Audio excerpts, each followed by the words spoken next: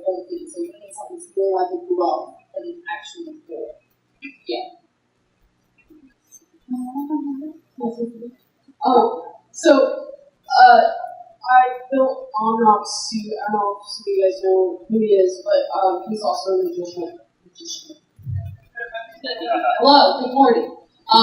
He plays piano as well, and he wanted to be able to play the guitar, piano, anything like that. So what we did is actually like at the base of each finger, we cut slits, and then kind of like we border the edges so it can stretch.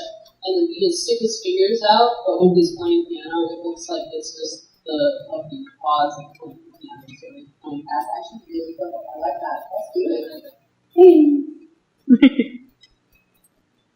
For the hobby makers, do you have any names for these jobs? I only heard of hobby makers so far, and I know that there are more makers, but there are some I don't know. Actually, fabulous rising large number of things in Australia. We've got the menagerie costumes in Queensland, laser week in Queensland. In Melbourne, we've got Escape. Wait, what? Oh, yeah. Melbourne. 8-bit works. Yeah.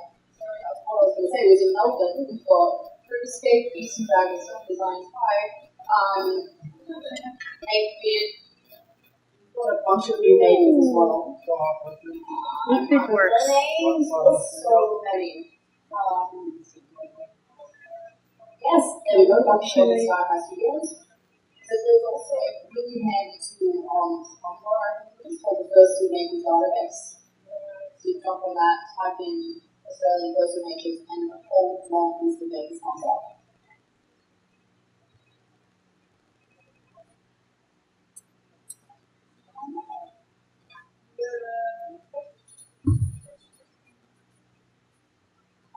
What is the best way to keep a floor drag tail clean?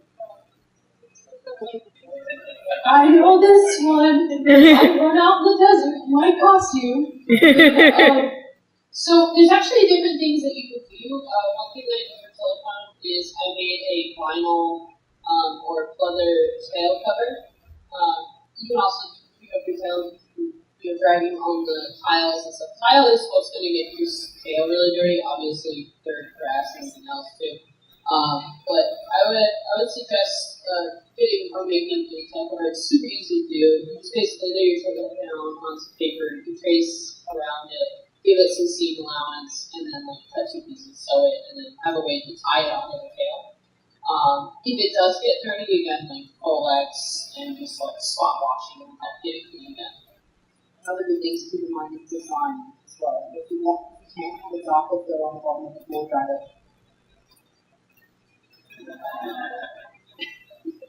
Just the market so much fun. Good job. I actually have a friend of mine who's looking for a rather interesting animal to be made into a suit. It's called a penguin. And they're just wondering, what would you recommend for the scales? Because they're thinking either a very light leather or a very short wing fur sort of thing. I love penguins. They're such cute little critters. Either of those would work amazingly good. When they want to make it. So those are like the sloth. Yeah. You know, scale work like that, it really just depends on like how much time you're spending on it. I mean, meat works and leather. Format. Yeah, you know, I mean, keep in mind that you're going to need to be able to flex this suit, so, you know, starting off with a base material to attach all this scale suit might help, so. Another good idea is painting a whole bunch of different EVA foam ties. You know, there's something that people have been doing that is so cool to get like feather detail in suits, is they actually just cut the fur into the shape. So like if you were to just cut that pattern into the fur, it would look like scales. That would look pretty bad. Hi. What is the best or most heartwarming experience you've had in suit? So,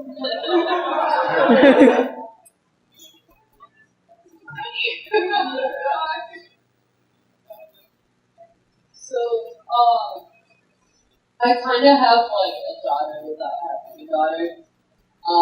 I do this thing every year for Christmas for the Arizona Child Crisis, which is the orphanage there. There's one girl that sits out. She's been adopted, and I know her mother and everything.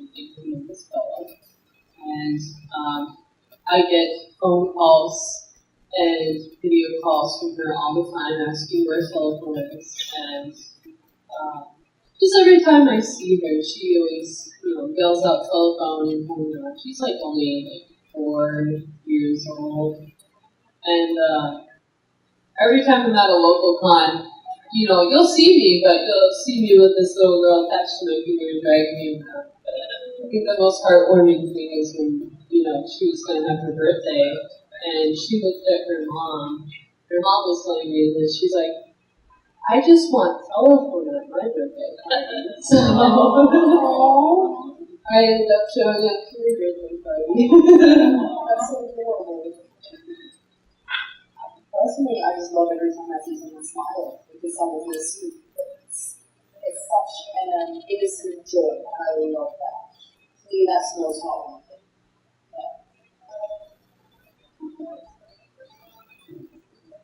Any more questions?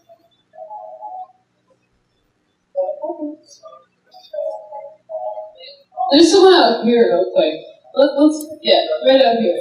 Let's go ahead. I've been seeing you over there forever. I'm so sorry.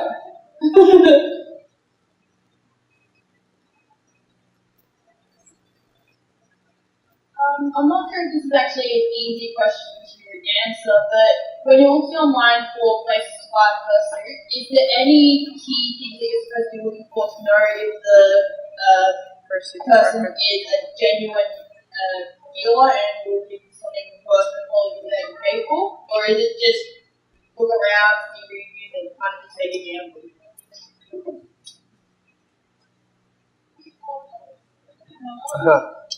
That's really hard.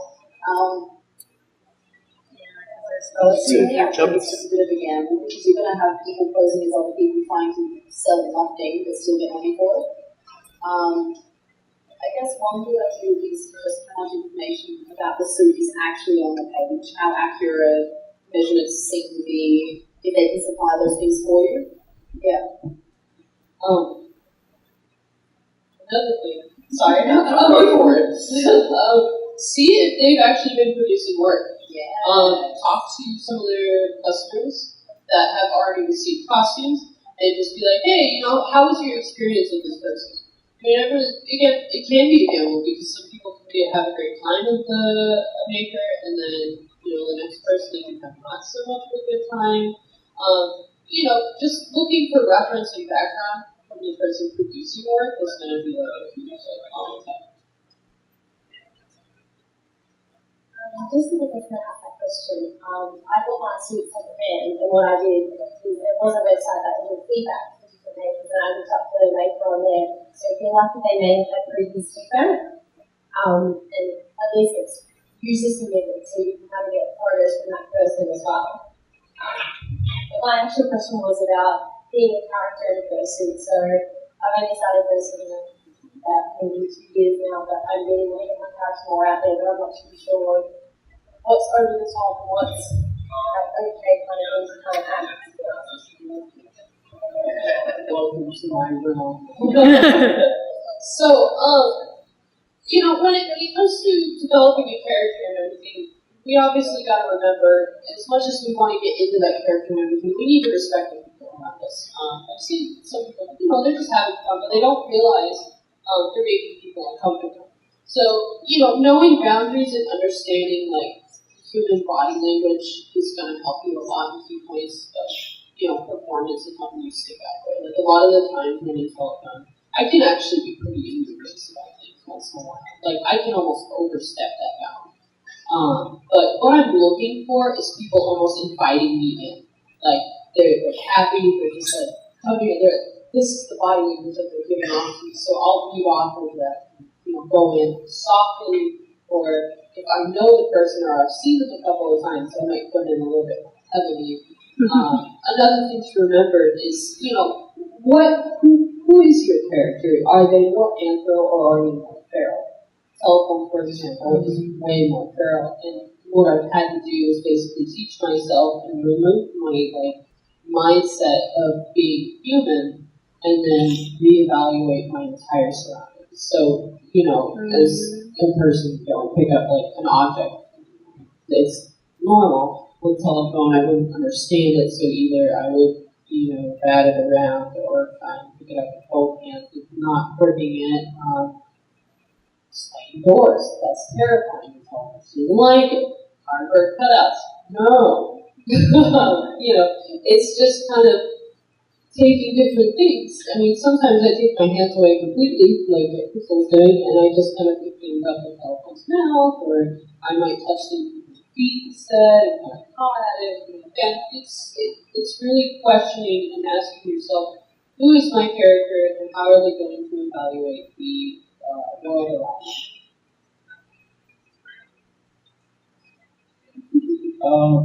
For dance suits compared to other fursuits, is there a different base material that you use, different stitching techniques that would make it more durable and flexible?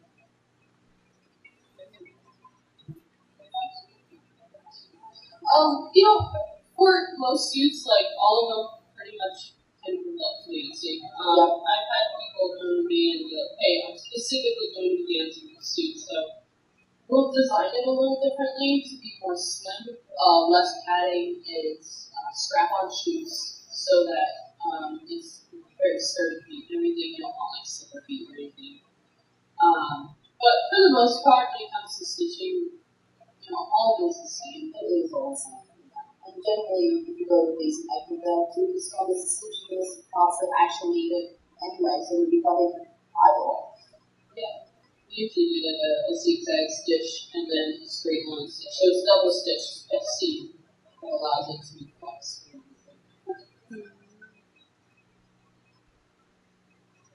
I know that some suits have squeakers and some don't. Because my suit's a squeaker, so how do you squeak without being annoying? So I know some people can get annoyed if you just squeak, but how do you not annoy people by doing that?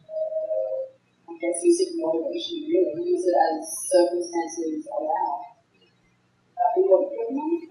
I can actually end up annoying myself. I'm like, alright, I'm over this. But really, just don't go off and squeaking high pitch all the time.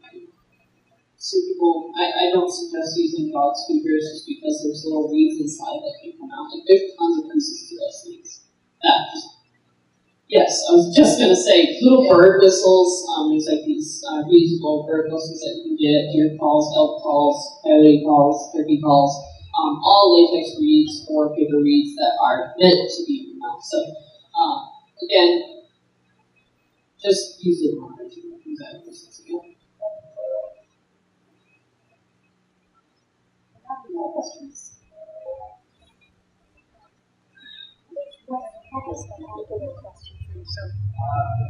I'm just curious about this dragon, how he's making noise. Let's get those for noises.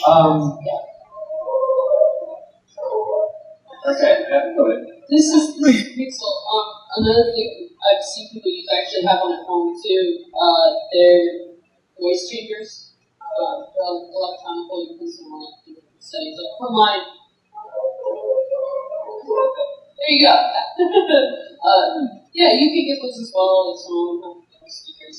Mine at home is this big box, and it has a line that kind of comes around your ear, and then it's a speaker that you talk into, and it changes your voice. It's just like how the Darth Vader costumes will have those respirator things. That's essentially the same thing.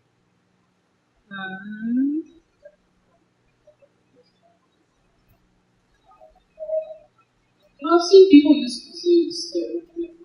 It's great. They use it for a penguin, and it was perfect. Sounds adorable.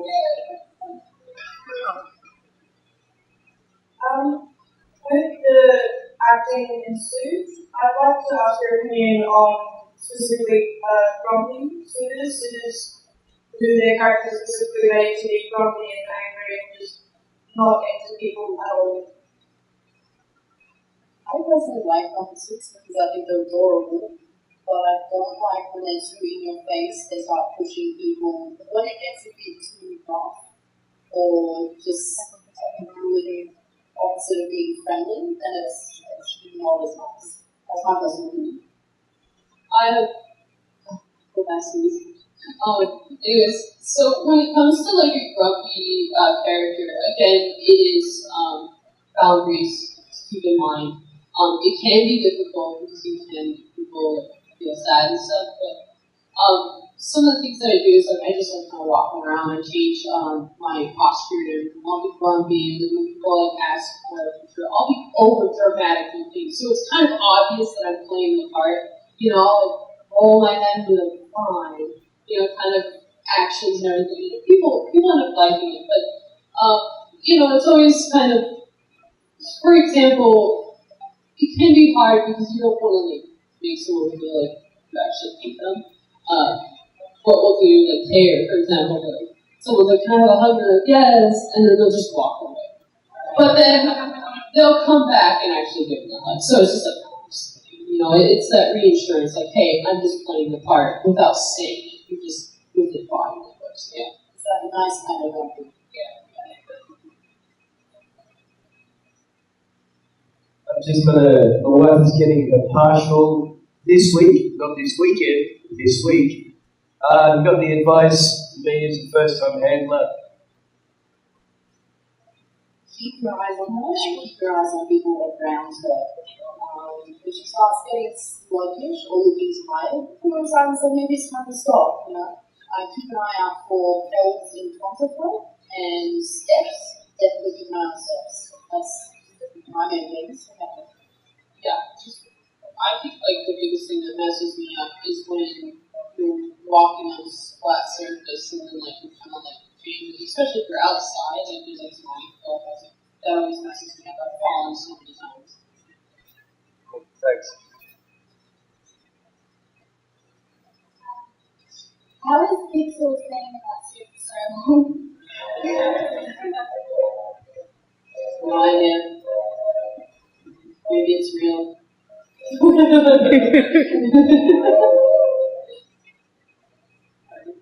think we have time for one more question, and then oh no, we got 10 minutes. All right, cool. Thank you.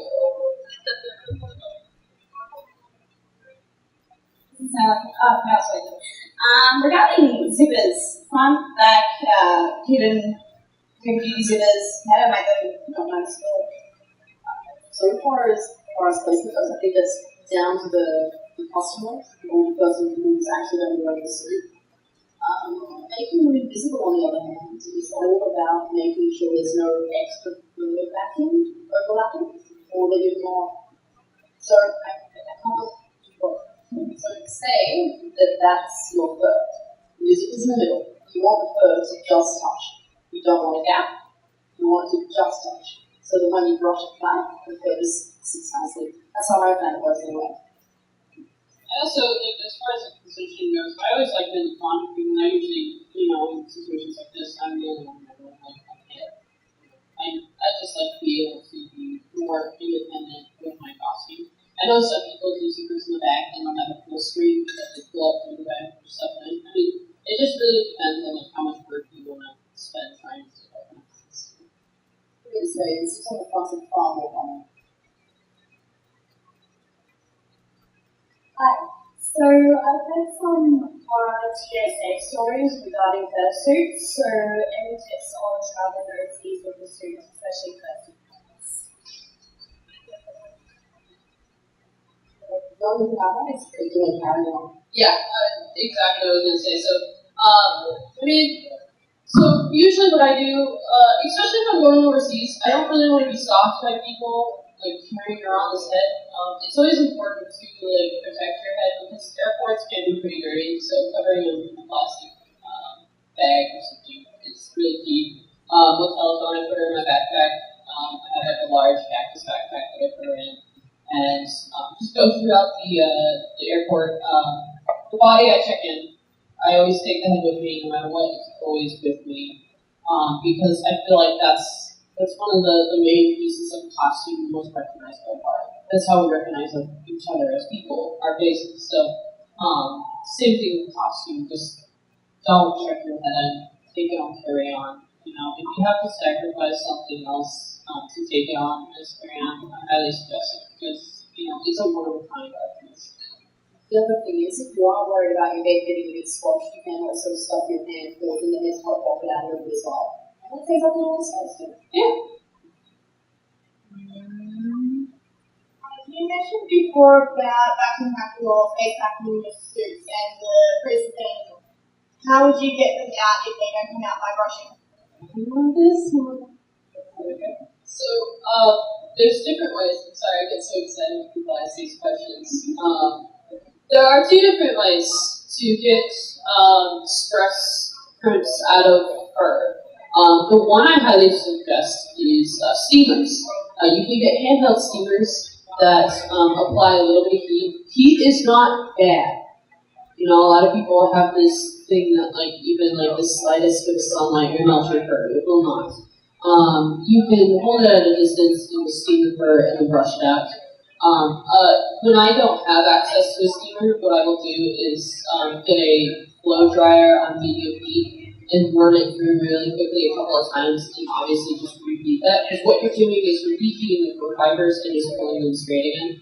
Obviously, this is a bit more skill to use a blow dryer because you can end up hurting the fur, but as long as you're just quick and gentle with it, usually that's what I do to get those out. I think you can use also warm washes when you brush.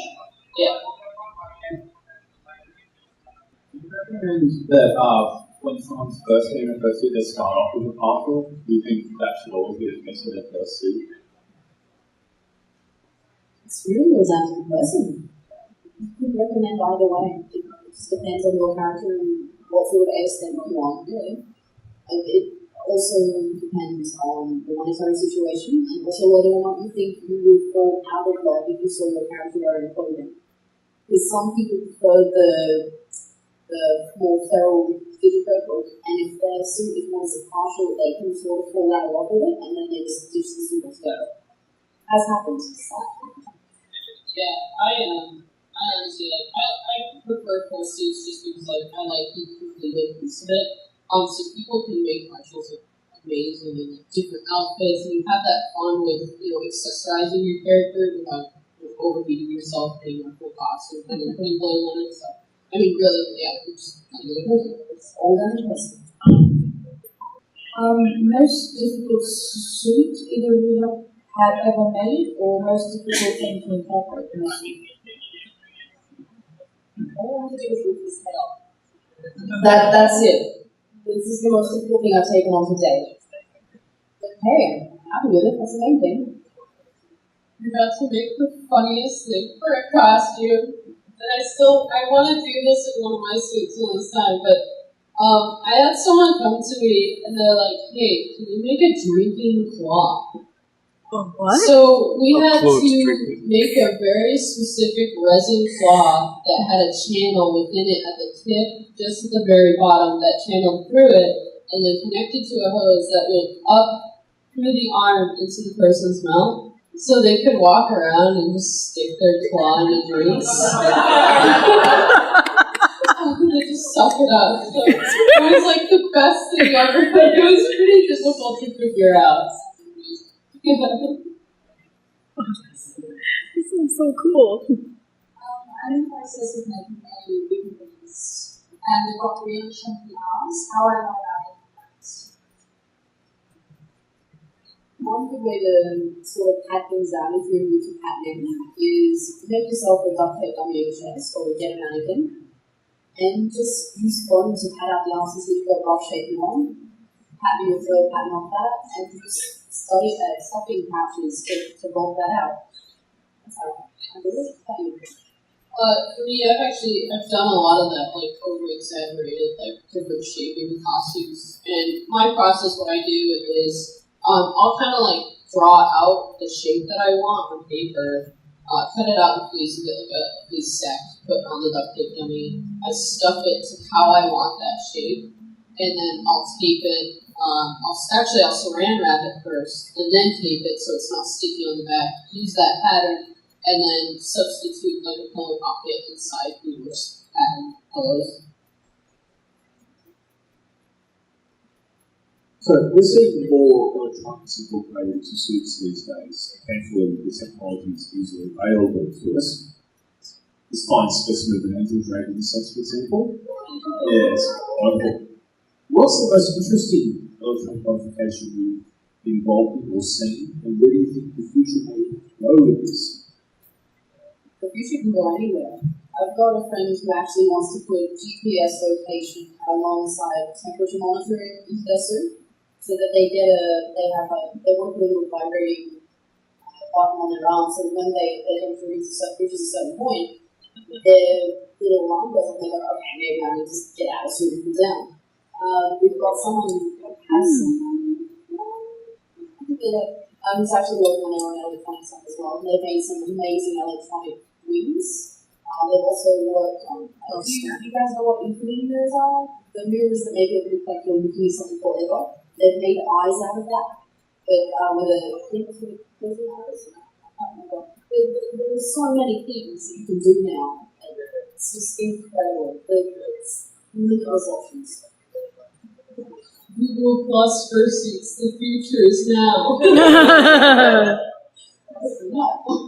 I've done like a little bit of work with like electronics and stuff. I think the most annoying thing I ever did was for a giant cubic quad suit where I built a C2C server controller board for mechanical eyes that moved left, right, up and down, blinked, and then I also had a baby monitor in it so I could actually see out of the camera. Cool. The eyes were controlled by a wireless PS2 controller, so like I had a handle it. I was like messing around with it all the time. It was awful. We're gonna take like just one more question. Just curious when the telephone might be suiting up again for a photo shoot. I think right after this, I'm getting up and then I'm going to the live fursuit drawing panel, I believe. I can't remember what it's called. It's something live fursuit drawing, so yeah. I think that's actually every time we have time.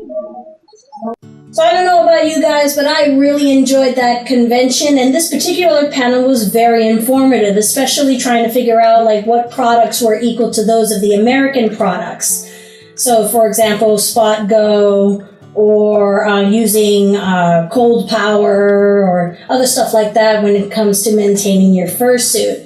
So that was really, really interesting. So if you guys have any questions or comments or, anything like that, just go ahead and put it down in the description, and I'll gladly love to read them and answer them. Okay? So if you'd like to support the channel, go ahead and get a amazing coffee for me. All the coffees go to supporting the channel when it comes to tutorials, traveling, or every little bit helps. Okay? So in the words of my ancestors, shadow artists, vanish.